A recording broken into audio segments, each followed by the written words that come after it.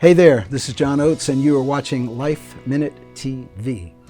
Master musician and songwriter John Oates has just released his latest masterpiece, simply called Oates. If you think it sounds somewhat familiar, you're right. With some newfound inspiration, he's plugged back in his '58 Stratocaster and has pumped out a groovy R&B and pop sound that he made famous back in the 70s and 80s. He stopped by the LifeMinute studios to tell me all about it and more. This is a LifeMinute with the legendary John Oates. You got a new album out, simply called Oates. Wow, what a concept. Well, I figured, I'm at a certain point in my career where I deserve to have a self-titled album. Damn right. And actually the reality is I just couldn't figure out a better title, so there you go. Yes. Tell us about it. What inspired you? Well, I've been really playing in the field of roots music and Americana and acoustic music over the past really 15 years in Nashville. It's been great. I've been embraced by the Americana community. I've been part of it and really making great relationships and really enjoying that. And I made an album called Reunion, which was very introspective, very acoustic, very singer-songwriter in style. I'm making ready for my reunion.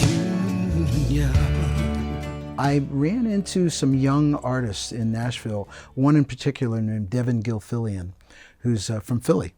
And we immediately bonded, and I loved his energy and I love his voice, and we wrote a song together. It was called Mending. Baby, tell me what needs mending. I can be the glue.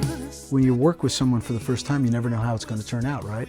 So he came over to the house, and my wife had some tarot cards. She held the tarot cards out. She said, pick one. And Devin pulled out a card that said Mending and went, what a great title. That's our song. And we literally walked into my music room and wrote that song. Oh my gosh. Yeah. And so I loved his energy, and we did it as a duet, and we released it about a year and a half ago as a standalone single. But it really kind of sparked my interest. I've been playing acoustic guitar for so long, and I wanted to pick up my old Stratocaster and plug it into an amp, and I wanted to kind of get my groove on a little bit. And that's what happened. I started writing songs that were much more groove-oriented, tapping into that Philly soul thing, the old R&B, vintage R&B, which I love so much, which is also as much a part of my musical DNA as the folk acoustic-y thing is. It was time to move to another level, and that's what happened. Yeah. You know what's so neat about you? You have a vision and you just execute on it, and you always succeed. Well, I don't know about that. Let's hope so. I don't overthink it, I can tell you that. I really try to go with what feels natural. Yeah. I always feel like that's usually the best way to do it. Well, it's lovely. It's a beautiful album. Oh, good. I'm glad. Thank you. It really is lovely. Yeah. Your last few things were very Americana, folk. Yeah. But what inspired you to go back? It just felt right. The song Mending that I did with Devin, what we did is we put a band together in the studio that were different from the Americana players that I was used to playing with. They were different players, and they brought something different to the recording session. I learned a long time ago, actually, this goes back to the early days of Hall & Oates when Daryl and I were recording with Arif Mardin for Atlantic Records, doing the Abandoned Luncheonette album. I learned so much from him on how to kind of choose the right musicians for the right moment. And so, it's one thing to you kind of know your players. It's almost like having a virtual Rolodex of players. Who does, which bass there's a million great bass players and a million great guitar players, but who's the exact right one for that particular song? And what we did is when we put this band together to play Mending, I love the bass player, I love the keyboard player, I love the drummer, and it just felt like a breath of fresh air with a different sound and a different style. So I began to use basically the same players on the rest of the songs as I wrote more and more songs for the album. Right. And what about the band Lawrence? You worked with them as well, right? They're a New York band. I don't know how much you know about them, but they're fantastic. It's a brother and sister, Clyde and Gracie Lawrence, and they are real New Yorkers. They're dyed-in-the-wool New Yorkers. They're amazing singers, amazing writers, players, whatever. And what I loved about them when I was introduced to them was that it felt like everything that should be good about modern pop music. As I said, they sing, they write, they play, they don't use samples, they don't use a lot of digital technology. It's really organic and real. And I love that about them. I started listening to them and I was inspired by them. And I thought, wow, they have such a joyful energy to their music. And I said, oh, I wish I could write something that sounds like this. And I picked up my guitar and I started writing, and I came up with this song called Enough Is Enough. I said enough is enough. I said enough is enough. To me, it sounded just like them. And I went, wow. And then I got to the second verse and I couldn't come up with anything. I came up with something that was crap.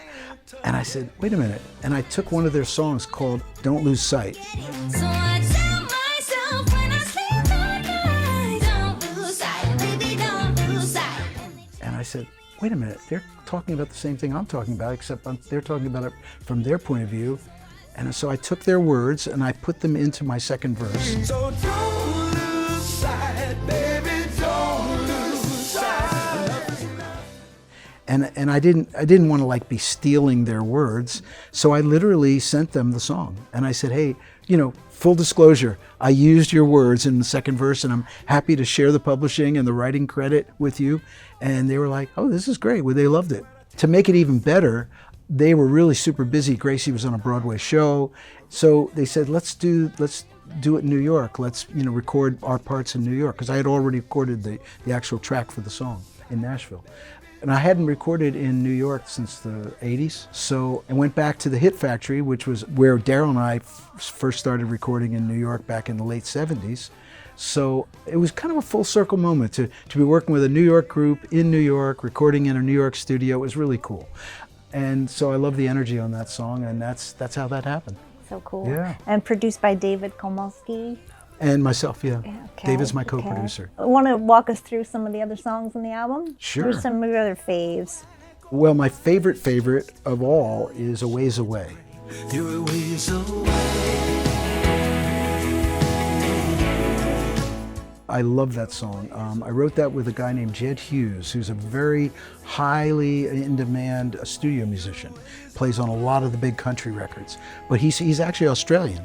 But he does his own thing too. Some of his solo work is amazing.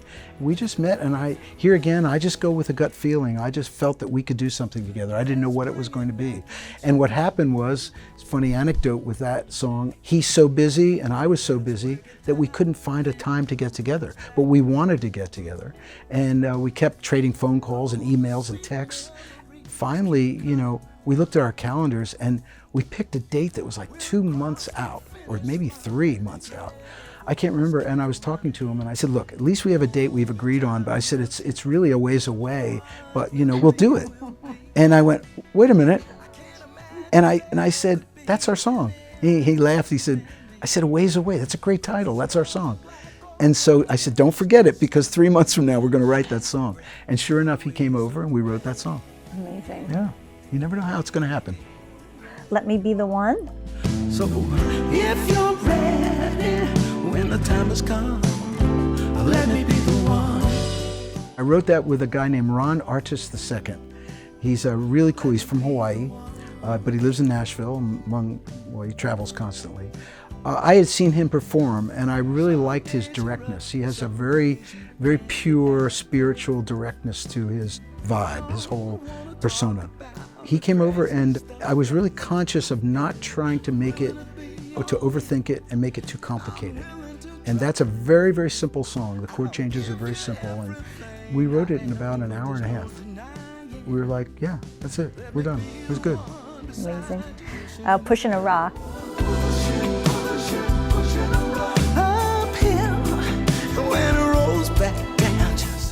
That's a song that I released digitally prior. It worked so well. A lot of people, because it was released digitally, especially some of my older fans, they don't stream all the time.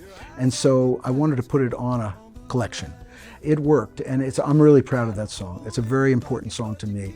It's about never giving up. It's about overcoming obstacles. That has a crazy story too. I wrote that with a guy named Nathan Paul Chapman. Now, you may not know his name, but when he was a young kind of starting out in Nashville in the early 2000s, he got a very fortuitous call from a record label saying that they needed help with a young 13-year-old curly-haired blonde girl from Pennsylvania. Gee, I wonder who that could have been. And they weren't making the right record with her, and they didn't know, but they believed in her. And he started working with Taylor Swift and made her first 4 or 5 albums together. Multiple Grammys, superstar, you know the rest of the story. But at the time, Taylor had moved on with different producers, and this was 2014. And so I called him up and I said, "What are you doing?" And he said, "I don't know." He says, "I don't know what I'm going to do now," because it was like a life change for him, not, to have had such success in working with, someone as dynamic as her. And so I said, "Well, you know what? My solution is let's try to write a song and kind of capture whatever that is of the moment." And as I was going over to his house, I was thinking about the old myth of Sisyphus pushing a rock uphill and having something that was just, overwhelming, and something that you needed to overcome, and that it rolls back down, but you can never give up. And all those thoughts were in my head, and I gave him that idea, and we wrote the song. And I put it out on an album in 2014, but it was a different song. And when COVID hit, I was sitting around the house with a lot of time on my hands. I said, the lyrics in that song are more important now during COVID than they were in 2014. So I called him up and I said, I think the music is not very good, but the lyrics are really good. I said, "Would you mind if I try to rewrite the music?" And he said, "No, man, have at it." So I did, and then I sent him a newer version, an updated version, and he said, "That's the way it always should have sounded. The version you're hearing now is the revised version of that song. The lyrics are essentially the same, but the music's completely different." I loved it so much, we put it on the album. That's so good. It really is good. World Gone Wrong? If there's no you and me, world's gone wrong. World Gone Wrong, I wrote in Colorado. My family had left the house, and Amy went back to Nashville, my son went back to work in DC, and I was in the house by myself, and I was sitting there for a while, and it was great because I like being alone. I can really think and do things.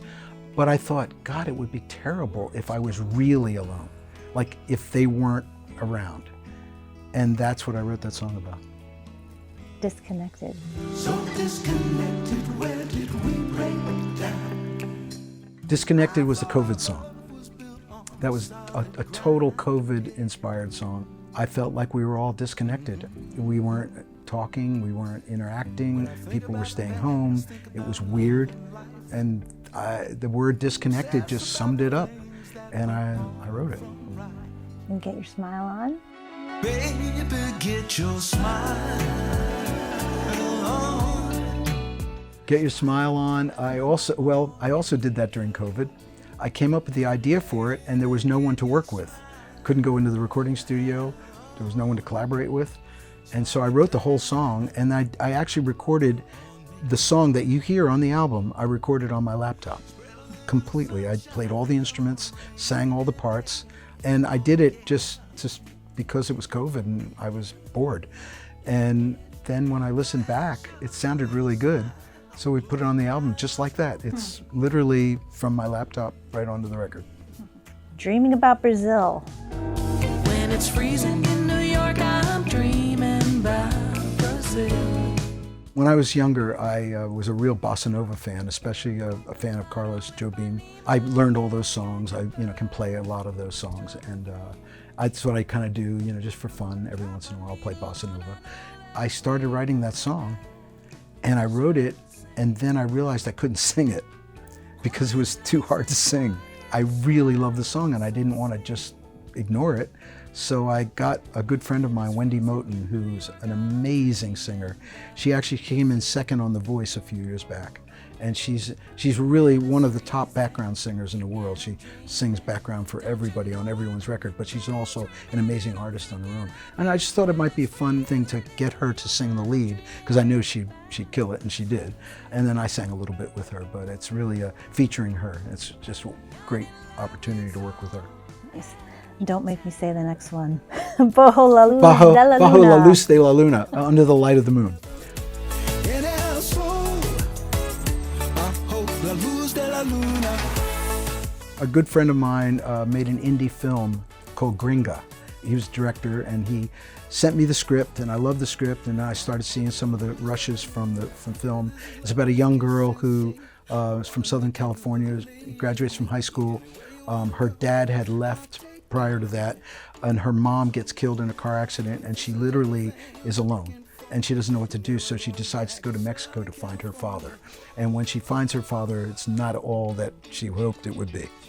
And but it's a really nice story. It's a really great story. She falls in love. She meets a young Mexican boy, and it has a good Hollywood ending, right? And he asked me if I could try to write a song for it. So I wrote a couple songs actually, and that was the one I think I liked best. So I added a few Spanish lyrics in there. And Walking in Memphis. First of all, the Mark Cohen song is a classic. It's so good.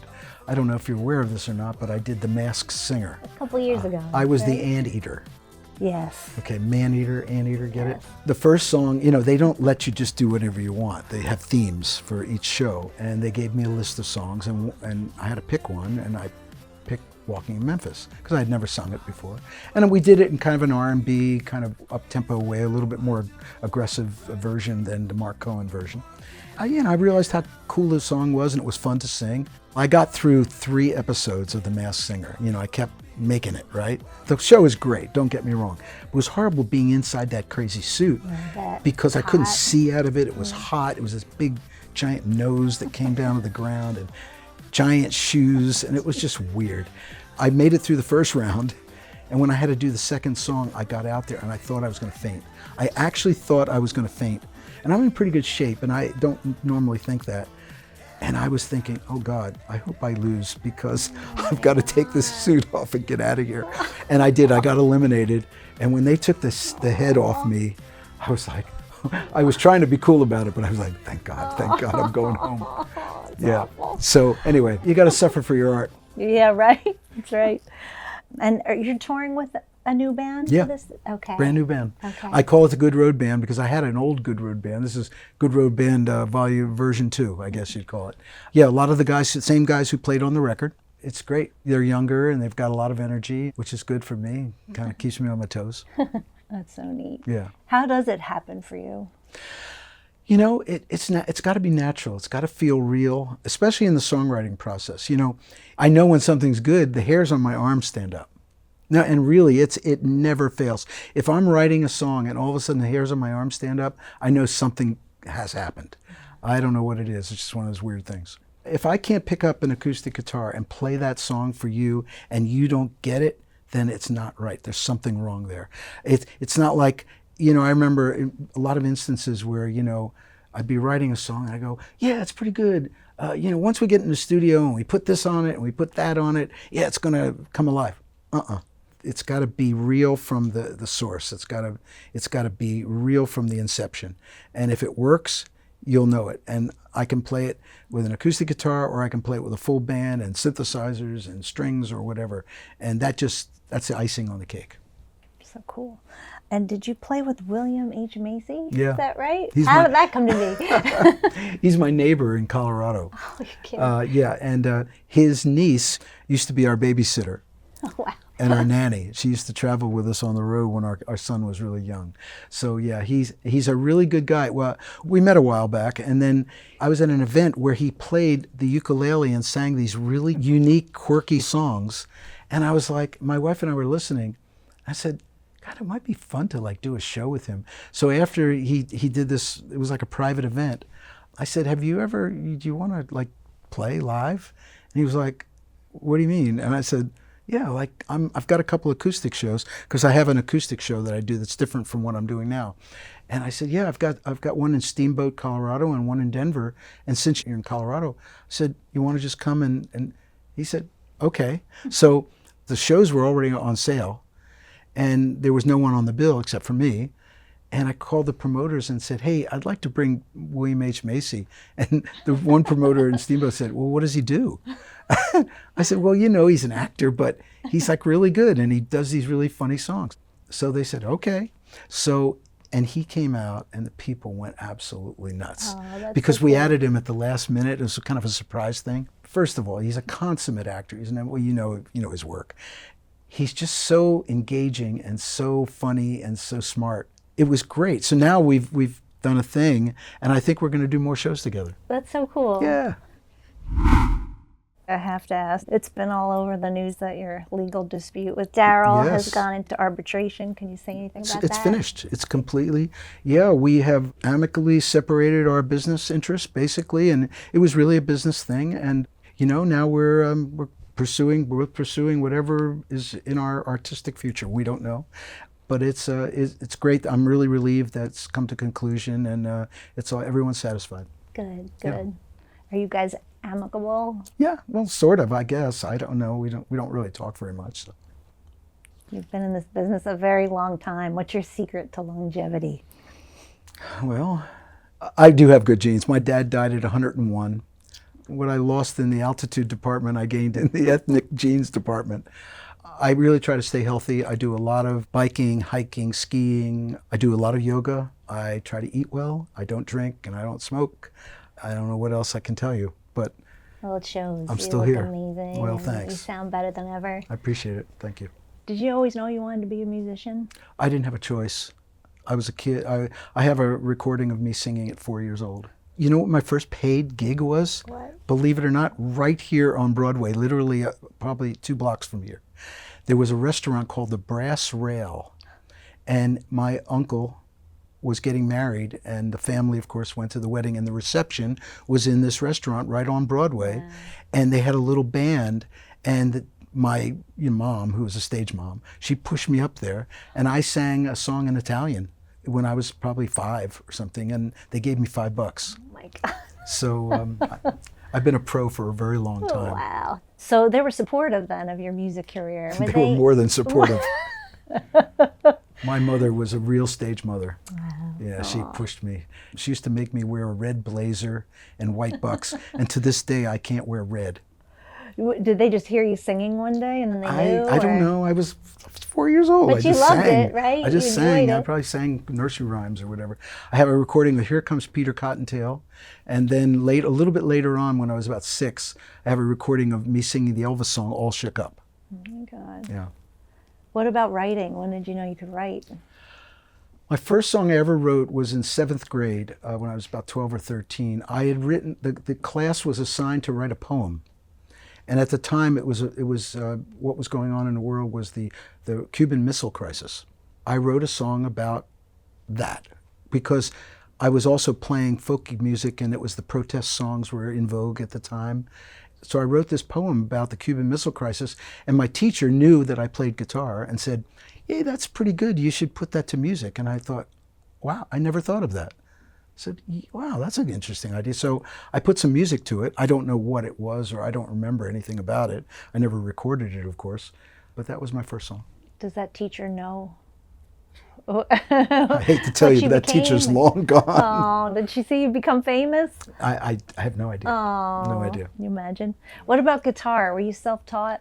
Combination. I took some guitar lessons when I started when I was 6, and my mom took me to the local music store in adjacent town because I lived in a very small town in Pennsylvania. I remember my mom saying, "Well, he's left-handed," and the teacher said, "Oh, that won't matter." And so I just picked up a guitar. So I play right-handed, even though I'm left-handed. And no, I loved it. funny. Yeah. So What do you think you'd be doing if you weren't doing this? I could have been a race car driver. I did race professionally for a very short period of time. Yeah. Wow. And amateur as well. Yeah, I love that. I still love to drive. It's one of my hobbies and passions. I would have liked to have been a teacher. Yeah, I like to mentor, and I like that. I think that's so important. neat. Yeah. Noble profession. What would your current self tell your younger? Read your contracts. Get a better lawyer. Who were your influences growing up? Wow. Well, I'm old enough to remember music before rock and roll. My parents used to play me big band music, and swing was the music that they loved as kids. Because, people always play the music that you liked as a teenager. I remember, we moved I was born in New York, in the city, at Bellevue Hospital, and our whole family was in New York, and we moved to Pennsylvania when I was about 4. So, but we would always come in every weekend to New York because my parents were homesick and they had all their friends and family here in the city. So as we would drive in from Pennsylvania, I remember sitting in the back of the old car that we had, and as we would get near New York, the New York radio station, I think it was WNEW, used to come in as we were coming across the Pulaski Skyway into, toward Manhattan. There was this guy named Marvin Block who had a show called Make Believe Ballroom, and he played the old swing and big band music. And so I always knew we were getting near New York when I could hear that song or those songs. So I knew all the Glenn Miller and, Tommy Dorsey and, Lionel Hampton and, Duke Ellington. And I knew all those songs. So a few years later, when rock and roll actually started and radio in the Philadelphia area where we were living started playing rock and roll music, I said, wow, something new had happened. I was totally aware that, even though I was young, I knew that something new had happened. And so I immediately, started listening to Fats Domino and Chuck Berry and Elvis and Buddy Holly. And then, of course, I was 6, so I played guitar. And, those early rock songs were super easy to play. They were only 3 chords. And so, I started playing early rock, and my whole life has been parallel to what's happened in rock and roll. And then folk music hit in the late 60s, early 60s actually, and among the college campuses. And I had some friends who had older brother who went to college and brought back these folk records. So I started listening to, Dave Van Ronk and Woody Guthrie and the Carter Family and all that kind of stuff. And so I started doing that. And so, it's really amalgamation of the roots of American music that's very important to me. I feel like, being part of that, a very small part of the tradition of great American popular music. Yeah, that's for sure. What was the first album you ever bought? Well, we bought singles back in 45s at first because I didn't even have a record player that could play an album. I probably bought Ray Charles's Greatest Hits around 1960, I would say, something like that. How do you hone your voice? How do I hone it? Yeah, do you do anything? Well, try not to talk too much, but that's not working out too well today. All I've been doing is talking about myself for about the last 12 hours. It's a muscle. You have to be careful. You have to learn how to sing. You have to learn how to breathe correctly, and you have to learn how to use it. So I have to be very careful when I'm on tour. I have to make sure that I don't overdo it. I have certain ways of singing where I can push a little harder than others. I have to make sure I take days off, that kind of thing. Yeah, good. And then you've been married a long time. Mm-hmm. What do you attribute it to? Well, I'm married to Midwest farmer's daughter, so she comes from a good family, and they've really, they've become my family now, obviously. And she's a great person. She's smart, and she keeps me in line, and she's been a great partner. That's nice. You struggled with depression, who hasn't really? What are your strategies for keeping your mental health in check? Just trying to stay as objective as possible about what you're doing and not allowing your self-worth to be defined by your career success. I think that's really important. I've seen so many musicians who really their self-worth is wrapped up in what they perceive to be the success in their career. It's a dangerous place to be, and you have to understand that what you do is not necessarily who you are. That's good. What does music do for people? Music's essential for people. I think it's part of the rhythm of life. It's like your heartbeat. Your heart beats, there's a beat, there's a flow. Music has always been a part of people's lives from primitive man, especially rhythm, I think, is, because if you go back to like drumming and things like that, which is the most primitive version of music, it's somehow built into us as a species. We're getting pretty deep here, girl. What are we doing? What's the secret to a happy life? Oh my God! What do you think? I'm like the old man on the mountain, You're John freaking Oates. I'm going to ask you everything. Oh my God! Secret to a happy life? Yep. Read your contracts. Get a good lawyer. Musicians, they want to make music. They of course want to get their music out there, and they'll do anything. They can be taken advantage of because for the most part, they're usually not that sophisticated, at least old school musicians. I know for a fact, because I deal with a lot of younger artists now, and they're much more sophisticated, much smarter about what they're doing.